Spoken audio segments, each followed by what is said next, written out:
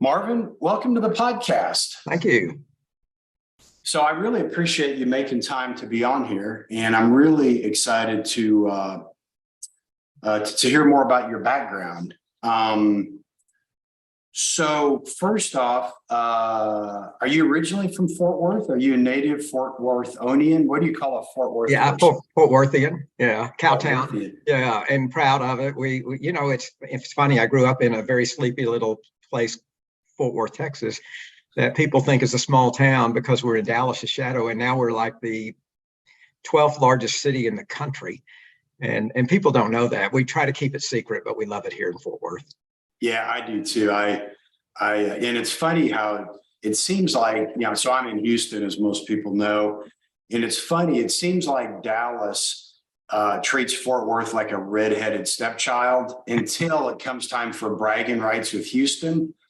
And then suddenly it's the Metroplex that they want to count. They want all of a sudden include Fort Worth for that purpose. Well, the good thing is each of these cities is unique and offers tremendous opportunities in their own way. So I'm a fan of all of these, Houston, Dallas, and Fort Worth. And I have a law office in each of those cities, and I also have a law office in Austin. So I'm a fan of all these big cities in Texas. For sure. Well, and speaking of Austin, I believe that you and I both attended the finest university known to man. Isn't that correct? Hey, I've got living proof right here on my cup that I'm drinking out of. I am a Longhorn, hopeless Longhorn fanatic, and happy about that. Well, my orange cup is the Yeti Whataburger replica cup. Good for free refills at any Whataburger. So, well, I'll just pretend that's burnt orange, and we'll go with it. For sure. So what did you study undergrad at UT? I grew up in Fort Worth, and I took off for UT thinking that, hey, I'm going to law school, so maybe I should major in something like government. And all my older brother was already there, and he said, "Oh, no, Marvin, you're studying accounting." And I said, "Accounting?" And he said, "Yeah, that'll be the best background for you." And you know what? My brother was absolutely right. I got an accounting degree. I became a CPA. And let me tell you, it was a perfect fit.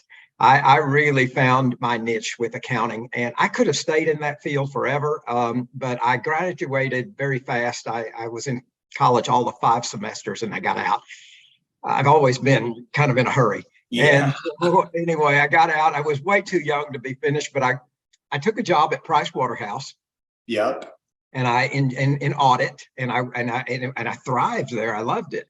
But again, I was only 20 years old. It was just too young to be out of school. So I went back to Austin, to University of Texas, for law school, and joined up with my classmates down there and enjoyed it very much. Oh, that's great. Yeah, like you have an accounting degree. I was a few years after you, just a few. I think a decade. I think we've established. Yeah, more or less. What's a decade between friends? What's a decade? So then you got out of law school, and then did you launch your own firm immediately out of law school, or did you have an interim stop? Well, here's what happened. While I was in law school, I was sort of searching for the field of law that spoke to me, and I had a wonderful eureka moment. I took a course in estate planning from a man who I consider to be the national guru of estate planning. His name is Professor Stanley Johansson. And even though I graduated law school 45 years ago, and Johansson had already been on the faculty for quite a while, Johansson is still on the faculty to this day. Is he really? Teaching wills and trusts at University of Texas Law School.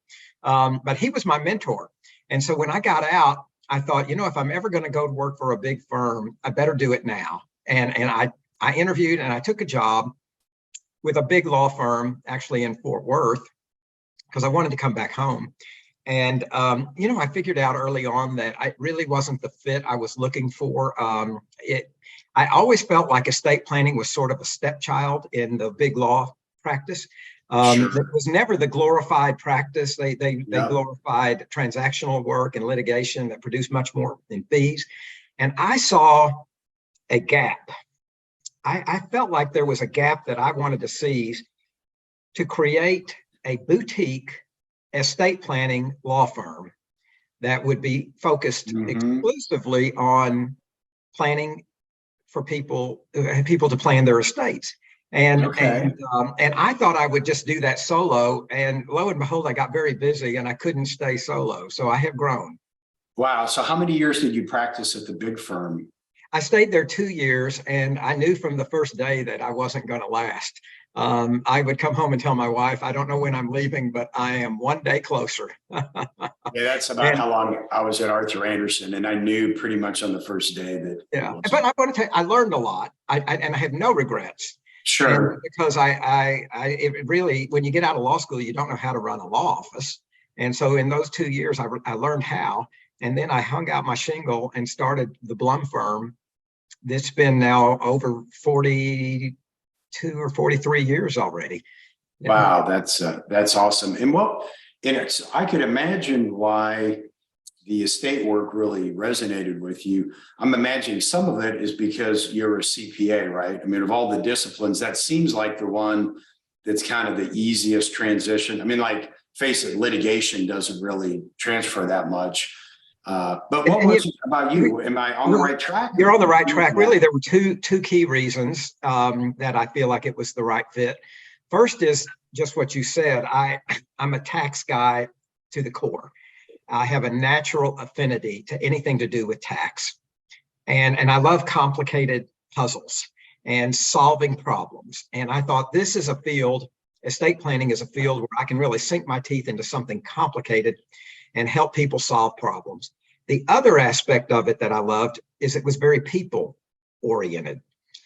Whereas some areas of the law, I would be sitting in a back office and never interacting with people. In estate planning, I knew that I would have the opportunity to engage directly with clients and help get into their heart and their head both, and solve mysteries for them to help them plan their estates and deal with their family dynamics issues and all the things that come into play with estate planning. I thought that's a fit for me because I love communicating with people.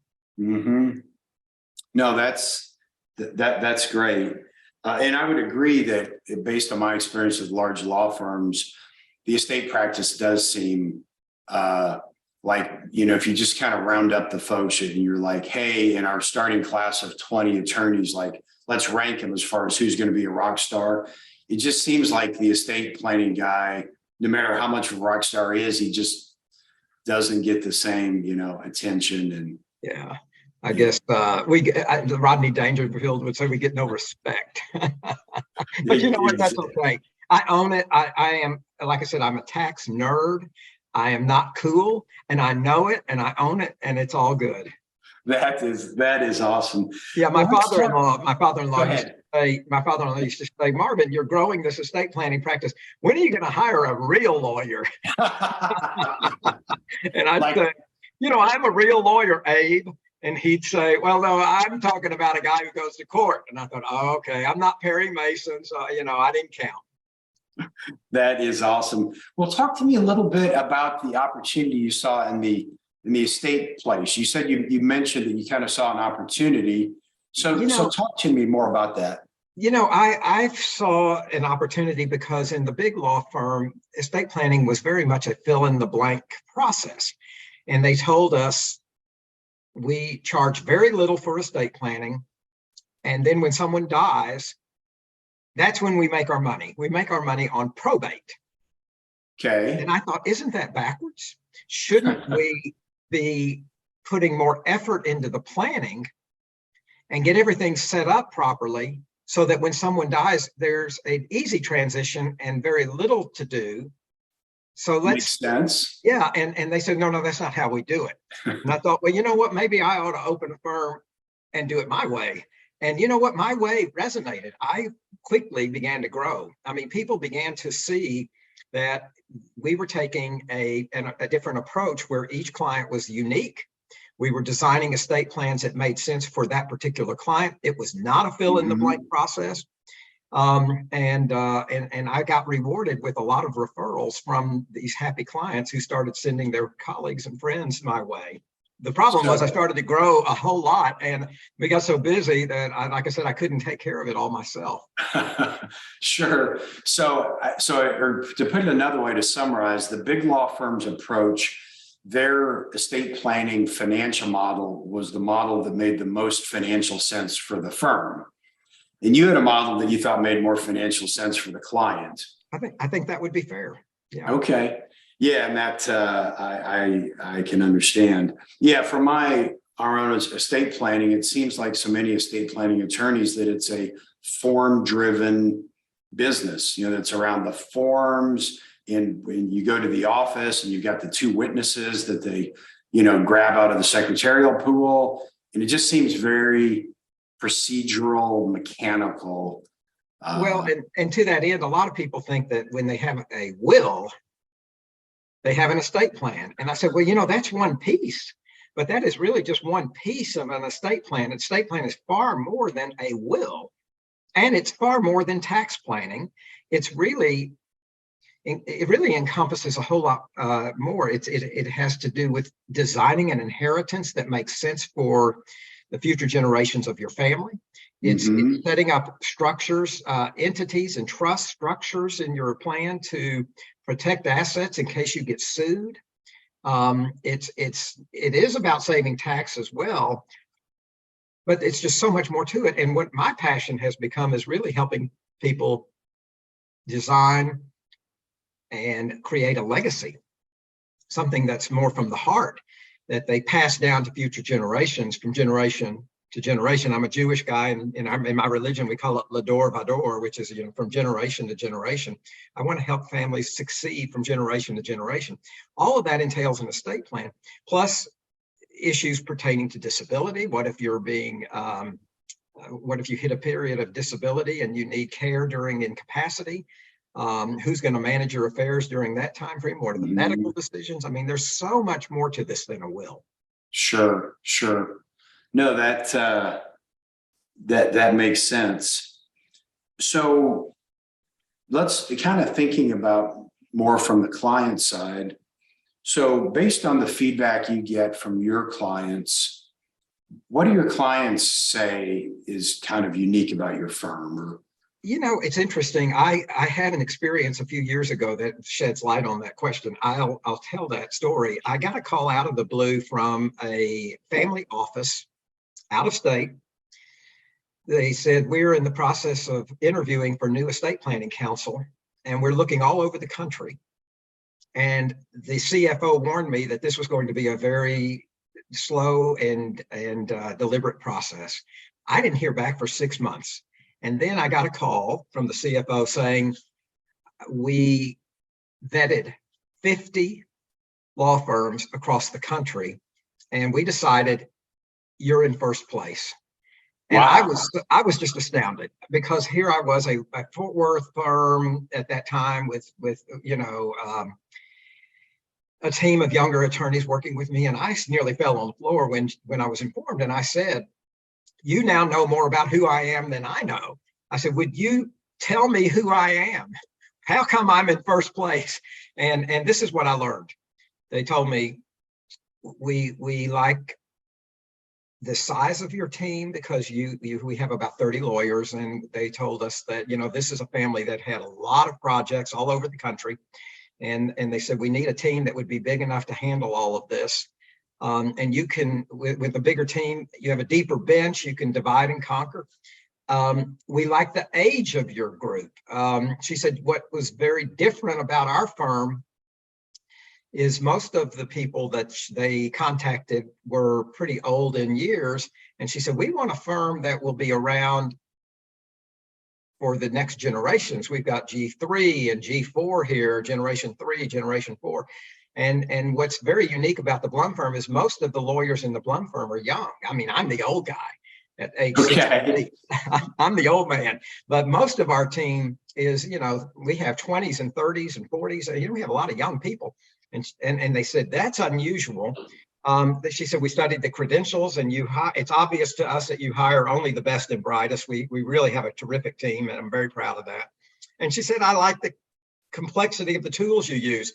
I can see that you all are very cutting edge.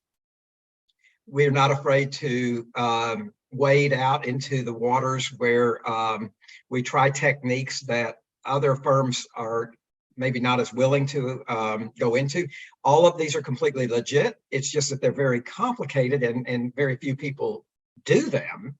And if you have a small operation, I can see why you wouldn't, because you really wouldn't have the resources to be able to tackle some of these types of transactions.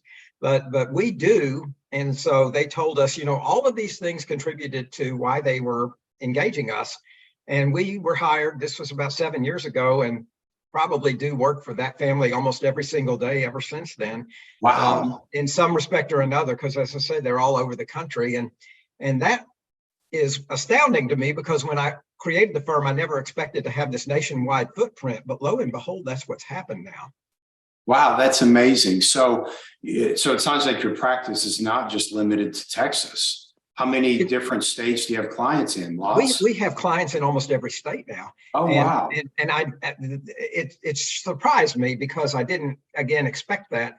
But we do federal tax planning. And when you do federal tax planning, we can represent clients anywhere in the US on federal tax planning. Sure. Now, when we get into local planning, anything to do with their state law, we co-counsel with a lawyer in that state to help with that end of the work. But that's usually a tiny part of the project. That may be, say, 10% of the project, but 90% of the project is federal law, and we can deal with that part all by ourselves. And so we're able to work with clients really all over the country now. And these people seem to all be in a network where they tell their friends and colleagues, and the next thing you know, we're getting a call out of the blue from some remote place. And I'm just really gratified by that.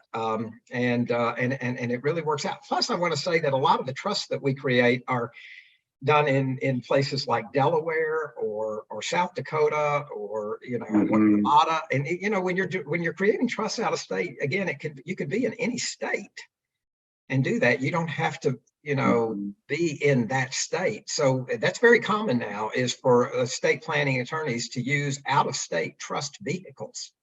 I can appreciate what you're saying, because our IC practice is similar. It's a federal practice. And I think most of our clients are not even in Texas, even though that's where we're based. Well, that's a great story about the family office. Thank you. So if you don't mind, why don't we dive down? I'm trying to balance. I want to get some meat to this interview, but I want to be careful that the layperson, isn't losing interest. So, why don't we just kind of talk about sort of what's going on currently in estate planning? I know it seems like the exemption changes from time to time. Sometimes it goes up, sometimes it goes down. So why don't you bring me up to speed? What are some things? I've been practicing for 45 years in this area, and I got to tell you that the opportunities have never been better than they are right now. My colleagues and I refer to this as the time period as the golden age of estate planning. It's extraordinary, the tools that we are able to use. But I also will tell you that the golden age is probably going to one day go away. Sure. And so I want to give you some idea about why I call it the golden age, what's going on right now. But I also want to caution everybody that it's time to take advantage of it is now, because one day down the road, those doors will probably shut, and the people who have already done the planning will likely be grandfathered. Sure. But the people who haven't yet done it will be out in the cold. And so the first piece of this has to do with the estate exemption that you just brought up. The estate tax exemption right now is the highest it has ever been in the history of our country. The estate tax exemption doubled right after Donald Trump got elected, and we had the Trump Tax Act. And it doubled the exemption temporarily. And it doubled it, but it had what we call a sunset date. And when the sunset date happens, everything goes back in half. So here's the deal. The estate tax exemption right now is about $13 million a person. Okay. it's actually $12,920,000, but let's just say Okay. round it to 13 million. That means if your estate's under 13 million at the time you die, no estate tax. But here's the catch. In less than 3 years from now, that exemption sunsets in half. I call this the Cinderella effect. And let's picture Cinderella. Okay. Stroke of midnight,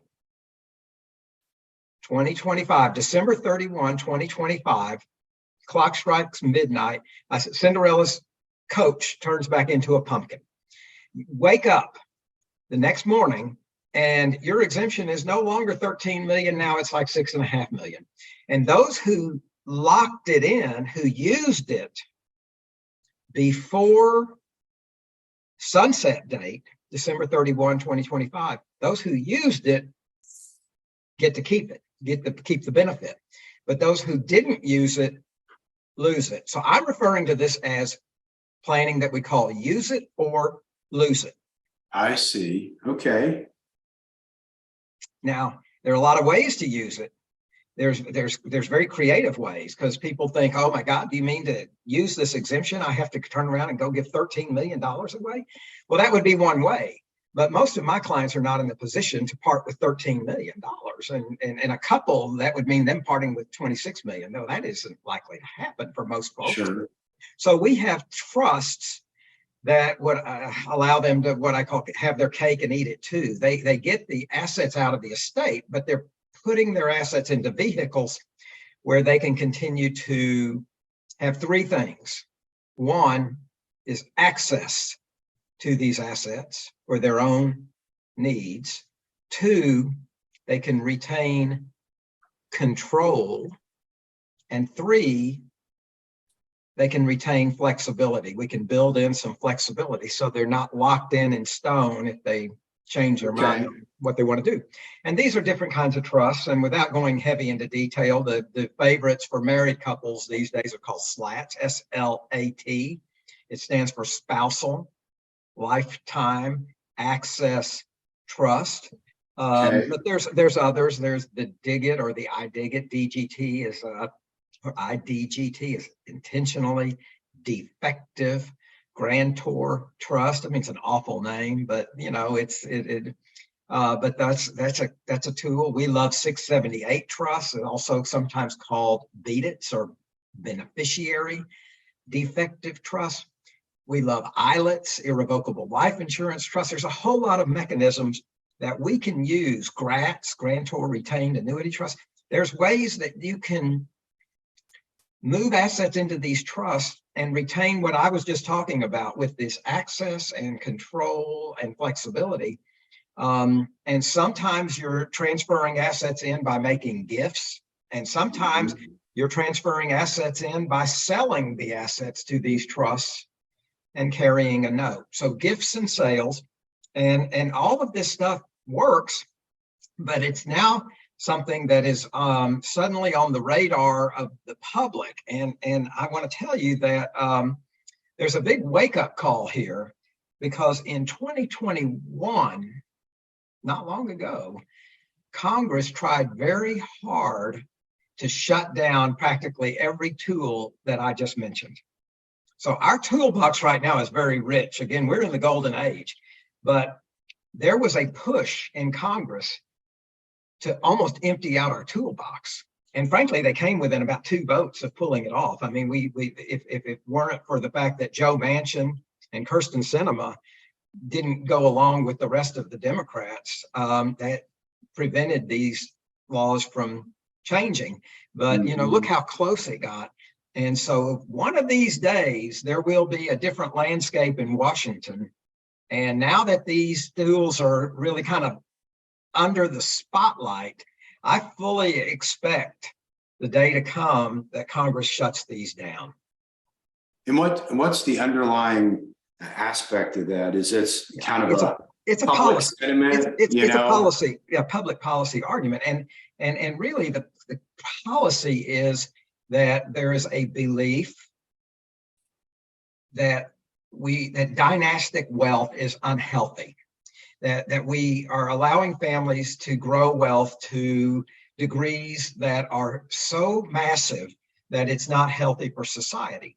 And so the concept is that we should take away these tools that are allowing people to avoid paying estate tax, so that when a generation dies, 40% of the wealth gets paid to the government, and you shrink the inheritance that passes down to the next generations. And so that's one reason. The other, of course, is we've got a big national debt. Have you noticed? And the country is going to have to come up with a way to start to pay off that debt. So I don't think we're looking at taxes going down in the future. I think we're all expecting taxes to go up in the future. And there's you got to pay attention to the signs.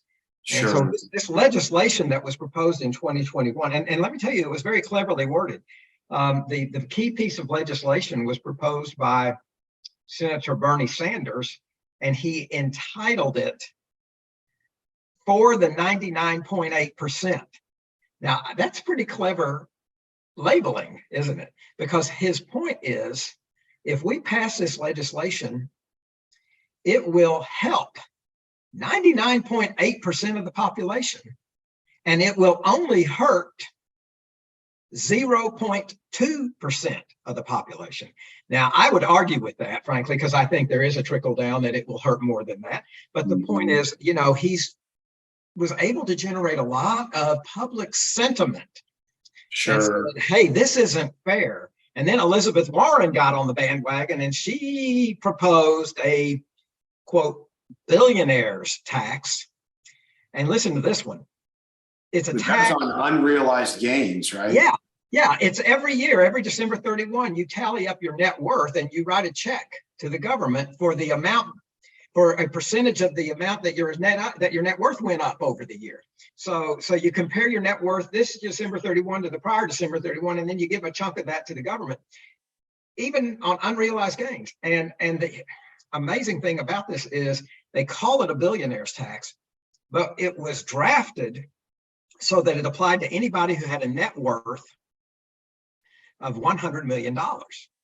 Now, I don't know, when I studied math in school, $100 million was not a billion.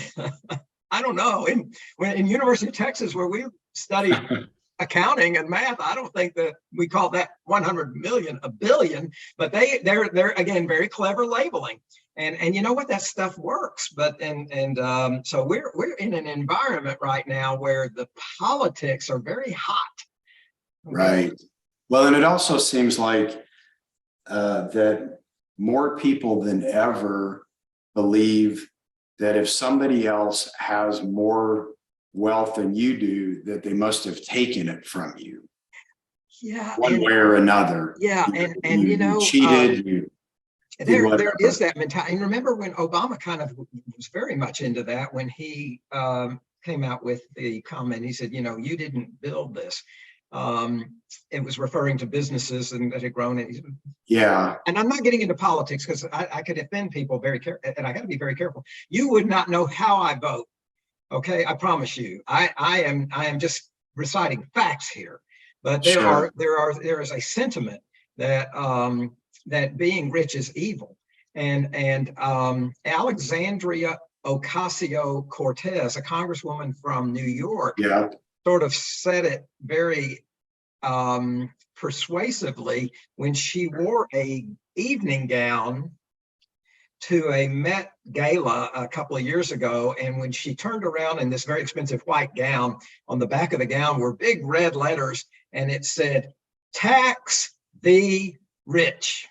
And a lot of people remember that evening gown, but it said, "Tax the rich." And Ocasio-Cortez, I mean, she got a lot of good press off of that. Now, she also got some criticism because it was a very expensive dress. And it's like, wait a minute. So there's an oxymoron here. But the fact is, there is a sentiment to tax the rich. So I'm of the belief that the taxes are going to go up. And that now I do think we have a 2-year window. I think we have a 2-year window of time between now and the next election where we probably are home free with the law as is, because we have a divided Congress. And for legislation to pass right now, it would require the House, which is Republican controlled, barely, to agree. And so I think the likelihood of anything passing between now and December 31, 2024 is probably slim, although you never know. Sure. And I also caution you that some of this stuff changes not by legislation, but it changes by the executive branch and the Treasury Department issuing new regulations, and they can screw up the planning tools too, even if Congress doesn't pass new law. So really, like I say, time is of the essence. Now is the time to do it. Okay. So how about inflation? How is that impacting, or does it have any impact? Yeah, it has impacted estate planning. And it's interesting. This sort of gets to the heart now side of what I do. I work with parents who have kids that are frankly struggling to make ends meet. You know, the cost of living in this country has gone up so much. And these young people are having a hard time.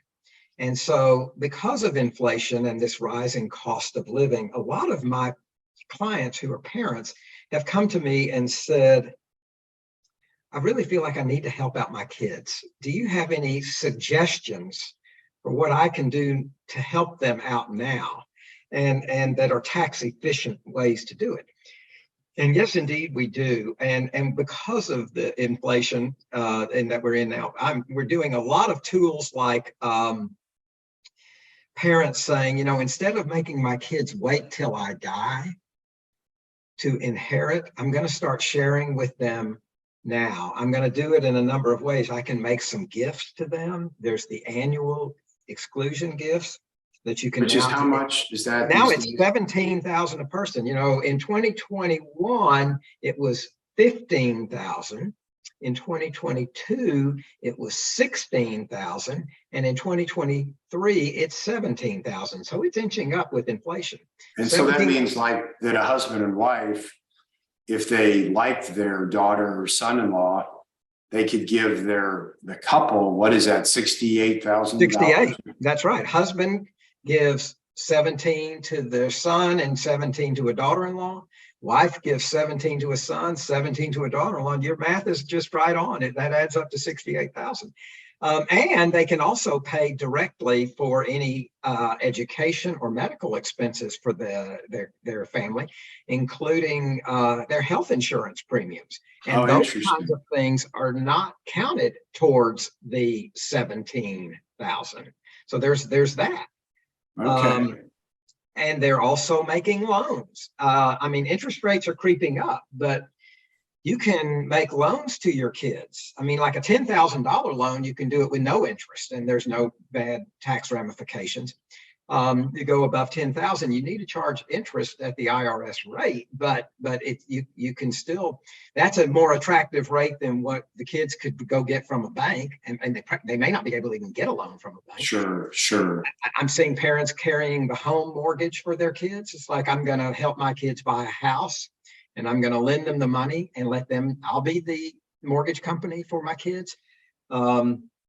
529 plans for, especially educating grandkids. I've got 5 grandkids, and I love my grandkids more than anything in the world. I mean, trust me, anybody with grandkids will know where I'm coming from on that.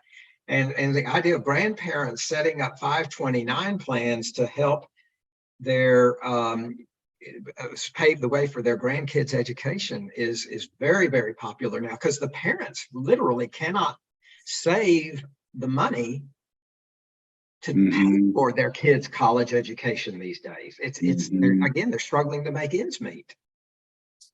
No, understood. And then, so speaking of inflation, and of course, what goes along with inflation, but rising interest rates. Yeah. Does that come into play with Yeah, these things? it really does, David. You're right on, because interest rates are creeping up, and I heard on the news just yesterday they're going higher, and the stock market didn't like that. But Right. but the Fed keeps doing that because the economy won't slow down fast enough without raising these rates. So, but it's interesting with rising interest rates. One thing is we want to do some lending now to your kids and lock in the rate. You can lock in the rate for a very long time, maybe even like 30 years. And therefore, as rates continue to climb, you locked into it before it went up. But then there are a couple of techniques in our toolbox that actually work better when interest rates are high. One of them is called a charitable remainder trust. Now, we didn't heard a lot about this. It's sometimes called a CRT, a charitable remainder trust. We didn't hear a lot about it in the last few years because it doesn't work as well when interest rates were low. But as rates are creeping up, now we're hearing a lot more about them. And here's what you do. Let's say you have some assets that you would like to sell, but you don't want to do it because you'll incur a gain and you'll have to write a big check for capital gain tax. Yep. So what you do is you create this charitable remainder trust. And this is a trust that says for the rest of your life, the trust will spill an amount of income out to you, like an annuity. Every year, you're going to get money from it. And when you die, what's left in the trust is going to go to charity. Well, if you transfer these assets to the charitable remainder trust in kind, and then you let the CRT sell them, you don't write a check to pay income tax on the gain at that time. You defer it. And the income tax hit happens very gradually over the years as you withdraw the money from the trust. So instead of writing a check up front, you can postpone it and pay it gradually over the years, and allows the family to hang on to the corpus and keep it intact. That's one. Another one that works better is called a QPRT, QPRT. Stands for a qualified personal residence trust. So if a lot of my clients, their biggest asset is their residence, and their residence is rising in value, and they think, how can I get this out of my estate but keep living there? Well, there's a tool called a QPRT that you can create, and you can transfer your house to this trust and get it out of your estate at a very reduced value. And the way it works is the house goes into the trust. You continue to live there for a period of years, and you set that number of years at the outset. And at the end of those number of years, the house is now going to be owned by a trust for your kids, and you pay rent to them for it. But during the time the trust lasts, you live there just like you do now. And the longer that term, the bigger the discount. So you may have $1 million home that'll end up being valued at $500,000 for this because of this technique. For purposes of getting it out of your estate. Now, here's the catch. You have to outlive the term. So the longer the term, the more you're discounting the value, but you got to outlive it. So you don't want to get too greedy here. You say, hey, well, if I do a 30-year term, I'm going to get more discount. I said, that's right, but how healthy are you feeling? Right. Have you got a runway of more than 30? And if you do, then great. Now, I will say, if you die before that term ends, you're not harmed. It's just the technique didn't work. The house is back in your estate as if you had not done it. Gotcha. As if you had not done the QPRT. But that's one that actually is working better with high interest rates, because actually with these high interest rates, the discount's bigger. Sure. Well, in that charitable remainder trust, I heard a story that I thought was fascinating. There was a guy who owned a company called CD Baby. Derek Shivers is his name. And he sold it for like $25 million. And he put the entire amount in a charitable remainder trust. And but the charitable remainder trust basically pays him like 4% on that. Yeah. And you know what he did? I predict what he did is, I'm going to switch the order of events a little. He created the CRT. All right. Then he sold the company. He transferred the business to the CRT. I see. Okay. Yeah. Very important. Yeah.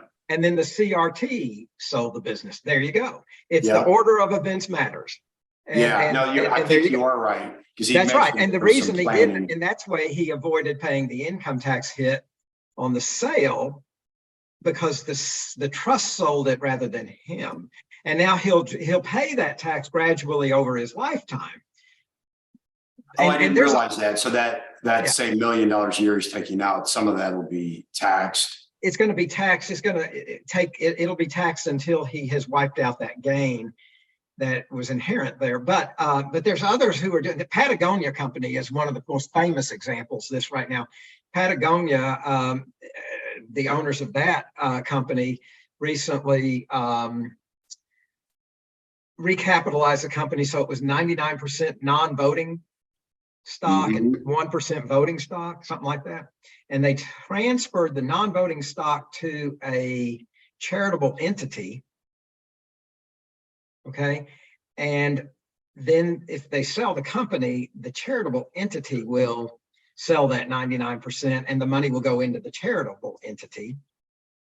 And they will never pay income tax on that 99% portion of the gain. Wow. And then the money is available to provide for charitable causes that are meaningful to the Patagonia people. And in their case, it's to protect the environment and to address climate change. I mean, those are their big issues. So they created this entity. Now, because they created an entity that takes a political position and is trying to influence legislation, it's an entity that was created as a 501c4 and not a 501c3. I see. And the difference there is that they don't get to take an income tax deduction for the value of the company that they put into the entity. But if they do it to a 501c3, listen to this. You put it in a 501c3, you're going to give it to a school or a hospital, or, you know, that you can take a tax deduction for the value of it. The entity will then sell the company, get the proceeds, and never pay income tax. So you got a double whammy. Wow, you got a tax deduction, and then no one ever paid income tax. And now the money is in a pocket that can be used to benefit charities. Wow. Well, that's amazing. I can't believe how the time is flying by. I had a few other things I wanted to ask you about, but I'm going to kind of skip more toward the end. And so what I want to talk about is, because up until now, we've really been talking about just trying to minimize transfer taxes, right? Or estate taxes. And, you know, by the way, and it's interesting, I forget who the Republicans were a while back that basically rebranded the estate tax, the death tax. That's clever labeling too. That was just like you were talking about. George Bush 43 got elected on a platform saying we're going to end the death tax. I said, well, that's clever. Yeah, it didn't happen. It didn't happen. It's one of those funny things. Most people don't care about an estate tax, but you talk about a death tax, and that gets even non-wealthy people kind of riled up. Yeah. Because it just, you know, why should you be taxed just because you die? So the Democrats have their labeling and the Republicans have their labeling. And the Republicans' favorite message is this is going to hurt the family farm. Right. And the closely held business. And they're right. These tools, that if you take away these tools, it's going to deprive owners of farms and businesses. And so they scream loud there. So Marvin, why don't we switch gears now and let's talk about, you know, kind of legacy intention. You know, it seems like we've also heard stories of, you know, unprepared heirs receiving $1 billion, and it does more harm than good. What are you seeing, and is this something that you feel like you can provide some guidance and wisdom on, having seen these mistakes? I'm guessing. Have you seen these mistakes play out? Yeah, David, I really have. And I want to say, first of all, this applies to every family of any size net worth. Oh, really? Okay. Yeah, I tell you why. Because no matter what the amount of your wealth, no matter how much you have, you don't want to ruin your kids, and you don't want to pass money into unprepared hands of any size. Okay. because money going into unprepared hands can be like a loaded gun. It can be very destructive. And so it doesn't have to be $1 billion. It can be a tiny amount and it can be destructive. So I have seen too many examples of inheritances gone bad. I'm sure we all have, but in my world, I see it all the time. And it was a wake-up call because I said, as an estate planner, what can I do to help families improve the odds that this won't happen to them? And so I began to explore ways to prepare heirs so that when the inheritance comes their way, they're prepared to receive it. And I use the example of a football game because this really speaks well to especially Texas clients. So picture a football field.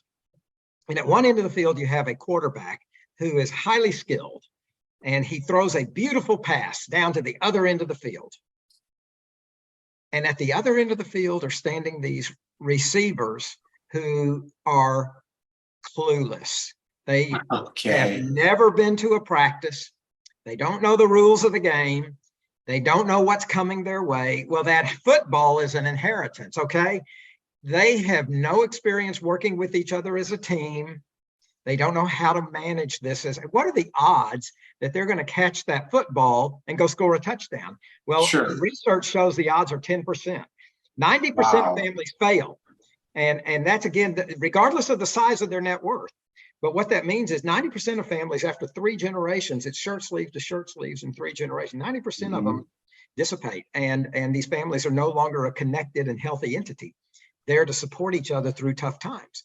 And so what I've discovered is the 10%ers who are succeeding are doing certain things, and let's copy them. And first and foremost, they're having family meetings. They're bringing their family together to communicate. They're addressing issues instead of sweeping them under the rug. They're doing this with a third party in the room who is objective. I don't think that the patriarch or matriarch can run that meeting well. They need to be a participant at the table, and there needs to be some third party in the room who has the heart skills to manage this conversation and help the family figure out what is this family's mission, what are their values, what do they have in common? I know they have differences, but let's figure out the commonalities.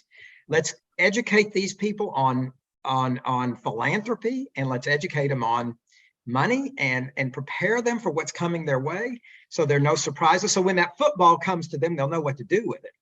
And so that's a big part of my practice right now is really preparing heirs. And again, it doesn't matter the size of the net worth.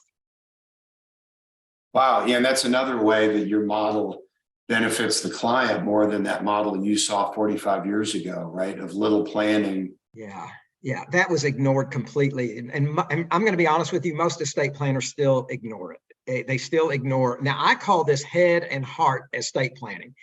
I still very much, do the head end of it. I love the head end of it, but I am now a head and heart guy. And I, for the last decade or so, I have really been researching and focusing on what can we do on the heart side of this. And I've even come up with an idea called a trust. I got together with a colleague named Tom Rogerson. We came up with a trust called a FAST, F-A-S-T trust. And what is that? A FAST trust. No one even knows what it is. We're the only country who do it. Well, here's what it is. Mom and dad, while they're alive, will pay for all this family enrichment, family travel, family meetings and retreats, education exercises, preserving the family heritage. They'll pay for all that and they'll plan it. But let's say mom and dad die. Now you go to G2, the second generation, say, would you do all this? And frankly, they drop the ball. And so what this FAST trust does is mom and dad put some money in this trust, and they say this trust is to pay for family enrichment activities. It is not available to distribute to the children for their needs. It is available only to pay for things like family travel, family meetings, family enrichment activities, things that strengthen the family. Now you have the money in a pocket to do it. And frankly, the most efficient way to do it is through life insurance. Dedicate a life insurance policy and name it as the beneficiary. This trust is the beneficiary. And now you've got money in a pocket to pay for all that activity. And the trustees of the trust will manage these things, make sure they happen. So, and it's also a great tool for families who have what I call legacy real estate assets, like a lake house or a ranch house that they want to keep in the family. But the kids, where are they going to get the money to maintain it? Well, you put it in this trust, and now you fund the trust with enough to cover the maintenance costs, and the trustees will manage the shared use of that property and keep the kids from going to war over it. So there's some wonderful techniques out there. I tell everybody you really ought to leave your kids 3 inheritances: a traditional inheritance, like you're accustomed to, a philanthropic inheritance, some money in a pocket that is dedicated to charity that the kids can manage and benefit causes that are meaningful to the family, and a fast trust, which is a pocket that benefits the family. So those 3. So we're in a new age of estate Wow, planning. that is really pretty cool. And when does like a private foundation or donor advised funds, because I know these terms, but I'll be honest, I really don't understand them. That's that second inheritance that I was referring to. Okay, that philanthropy part. The philanthropic inheritance, the most popular vehicles, you mentioned the 2, a private foundation or donor advised fund. They're both fabulous. It's a family pocket, putting money into a pocket that is then committed to charity. If it's sufficient amount of money, say it's $1 million plus, then maybe a private foundation will make sense. But for families who are not going that big, the administration of the private foundation is intimidating. So they go private, they go with the donor advised fund, and that's a low cost way of pocketing some money there that will be available to charity, and your kids can be named as the advisors and can direct to the, or can recommend to the donor, to the administrator of the fund where they want the charity to go. So they get around having to do all these complicated tax filings and complicated administration. That is pretty cool. Well, if you just kind of go to the bottom line, and you're kind of summarizing maybe a comment or question, what comes to mind that you might just kind of wrap up this topic? Yeah, I guess 3 things. First of all, people say, well, I'm under $13 million, so I don't need to do estate planning. Well, I want to tell you that's wrong, because you need to, no matter what the level of net worth. And by the way, it's not what the exemption is today that matters. It's what it is on the day you die. Right. And it's not what you're worth today that matters. It's what you're going to be worth on the day you die. So if you're here and your estate's growing, that number you're growing to is what's going to matter. So I think most people that think they don't need to do planning very likely do need to do it. Number 2 is the fact that families are procrastinating. I think the biggest obstacle in estate planning is putting this stuff off. People hate to deal with it, and so they put it off. But I'm again the ambassador for saying that's very risky, and we learned that during COVID-19. I mean, we all are mortal, and the day is going to come that we're no longer here. And even your kids, your adult kids, even need wills and estate planning documents, powers of attorney, et cetera. If your kids are 18 or over, they need it too. And so I feel like that. And then the final comment is, if you own a family business, I think the family businesses are the worst procrastinators of all, because most business owners think they act as if they're going to live together. I mean, live forever. Right. Act as if they're going to live forever. And they're not taking steps to figure out how this business is going to run when they're gone. Yeah. When they'll say, oh, I'm indispensable. And I said, well, Charles de Gaulle, who was the leader of France, once said, cemeteries are full of indispensable people. Sure. They will come. So I especially caution business owners to do some planning so that the family is not left in the lurch when the business owner is gone. Okay. Well, I've got just a couple more questions for you that are a little more kind of on the fun side. So the first is, I know we all have, and I've all seen these stories where unprepared beneficiaries, end up dropping the ball. But give us an inspiring story. Think about maybe one of your clients where it maybe seems like that it had a really great outcome. Maybe they were in one spot and they made some changes and it did better. And maybe the family was in all this strife and in the estate planning broad. Well, maybe give me one or two stories to inspire the audience. I write a weekly blog. Anybody who wants to get on the email list to receive my blog, if they will notify you and you give me their email address, if you can give me that email address, I'll add. How about if they just notify you? Can they just email you?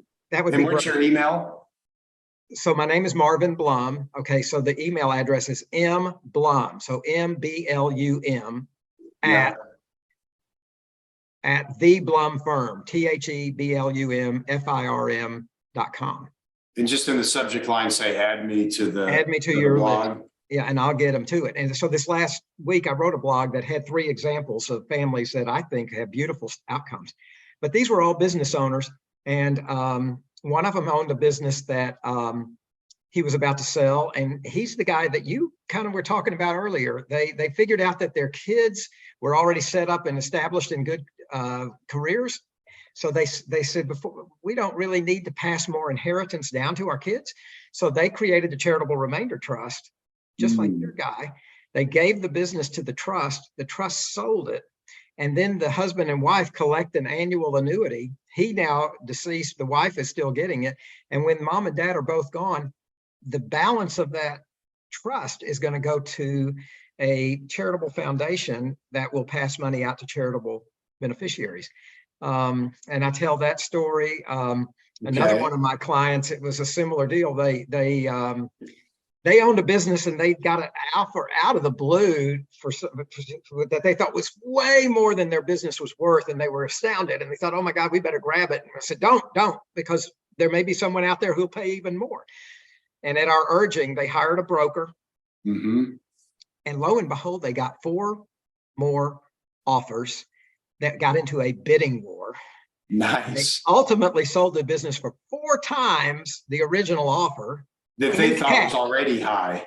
Yeah, and they got 4 times that, all cash. Wow. And the good thing is this family had been doing some transferring of this business gradually along the way, what I call kind of Sam Walton planning. My poster child is Walmart, Sam's Club, because they got it. When Sam created Walmart, he gave away 80% to his 4 kids. He put 20% in each of his kids' names. That's visionary. I heard that. So he made that, and it was worth nothing back then. Right. Well, my client was doing this too. He's giving them slices of the company. And then when they sold the business, the kids each got some, and they said, that's enough. And this family created a family foundation. Mom and dad are running it and giving money to giving money to charity. And when they die, their whole estate goes to the foundation. So there you go. I mean, it's cases like that are very heartwarming. The kids are well off, but the kids have also been trained what to do. They bring them into a room and they bring in speakers and they teach them what to do with money. And then they're learning to be very philanthropic. And what I have found is philanthropy is very powerful glue to keep a family together, because you can bring these kids together into a room, figure out what causes the family wants to support, manage the foundation together as a team, and the family stays connected. And frankly, though causes benefit, the family gets back more than it gives. Sure. Oh, that is great. Well, as we are coming down the home stretch, I have 2 more fun questions for you. So the first is, if you could go back in time and give advice to your 25-year-old self, what advice might you give yourself? Well, the first thing that comes to my mind is I sure worried about a lot of things that never came to pass. Was that Mark Twain? I maybe so. I don't know, but I can tell you that I had a lot of sleepless nights worrying about what ifs, and those what ifs never happened. So I guess my advice would be to let's stay positive and Okay. constructive, and let's engage in this kind of planning from a positive standpoint, and instead of from worrying. Let's be, and let's get in front of it. And frankly, you want to know the truth, most of the worrying had to do with my kids. Sure. And I have a feeling I'm not unique. I'm a member of an organization called Tiger 21. Tiger 21 has a lot of people in it, kind of like me, who come together as a peer group when we help each other. We're kind of a personal board of directors for each other. Okay. And we guide each other on things that are bothering us. And if you ask these guys, what keeps you awake at night? Almost every one of us says it's our family. It's not our money, and it's not our investments. It's worrying about our family. It's worrying about our kids turning out. Wow. Yeah. And you know what? My kids have turned out great. I worried and worried, and my wife and I worried and worried, and then they turned out great. Okay. So I'm very proud of them. But, you know, I worried unnecessarily. Oh, that is great. In fact, I believe the website is tiger21.com for anybody who wants to learn more about it. All right. The last two questions. Is there anything I should have asked you, but I didn't? Oh man, I think you hit it really well. I do think that COVID changed the landscape a lot. I think that the world of estate planning after the pandemic is different than it was before, because again, I think we all did become aware of our mortality, and I think we also became aware of family dysfunction. A lot of us were sheltering at home together, and you could no longer hide from the fact that there's some family dynamics that were needing to be addressed. And I want to tell you, put me on the list. I had it too. I'm a cobbler with my own shoes, and my wife and I had our two adult kids and their families living with us, and we discovered some stuff that needed to be addressed. And my buddy Tom Rogerson, who I mentioned earlier with the Past Trust, came to the rescue to help us communicate with each other and address those issues. So it applies to me too. Okay, that is good to know. Well, the last question, and this is just a fun one. Now you're just supposed to answer this the first thing that pops into your mind, okay? Okay. Because we're in Texas. So barbecue or Tex-Mex? Oh, that's not fair. Okay, and both is not the right answer here. Okay, I'm going to go Tex-Mex. We have a favorite spot in Fort Worth that we go to, and it has a patio that makes you think you've gone to Mexico. It's called Joe T. Garcia's, and it is heaven on earth. And you walk into these gates, and all of a sudden you're in paradise.